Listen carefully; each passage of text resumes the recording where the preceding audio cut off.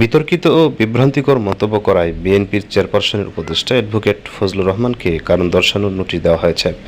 আজ রোববার বিএনপির কেন্দ্রীয় দফতর থেকে তাকে কারণ দর্শানোর নোটিশ দেওয়া হয়েছে। আগামী 24 ঘন্টার মধ্যে নোটিশের লিখিত জবাব দেওয়ার জন্য বলা হয়েছে। বিএনপির কেন্দ্রীয় দফতর সূত্র জানায়, কারণ দর্শানোর নোটিশে বলা হয়েছে, আপনি জুলাই আগস্ট ঐতিহাসিক অভ্যুত্থান নিয়ে ক্রমাগত কুরুচিপূর্ণ ও বিভ্রান্তিকর বক্তব্য দিয়ে আসছেন এবং আত্মদানকারী শহীদদের নিয়ে যে বক্তব্য দিচ্ছেন তা সম্পূর্ণরূপে দলীয় আদর্শ ও গণ অভ্যুত্থানের চেতনার পরিপন্থী।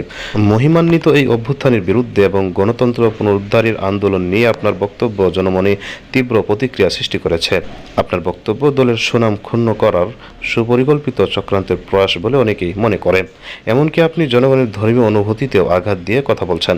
জুলাই আগস্ট গণ অভ্যুত্থানে বিএনপির 450 এর অধিক নেতাকর্মী সহ ছাত্র জনতার প্রায় 1,500-এর অধিক মানুষ শহীদ হয়েছেন এবং 30,000-এর অধিক মানুষ গুরুতর আহত হয়েছেন। গণতন্ত্র পুনরুদ্ধারের জন্য গণ অভ্যুত্থানে ছাত্র জনতার এ ধরনের বিরোচিত ভূমিকাকে আপনি প্রতিনিয়ত অপমান ও অমর্যাদা করেছেন।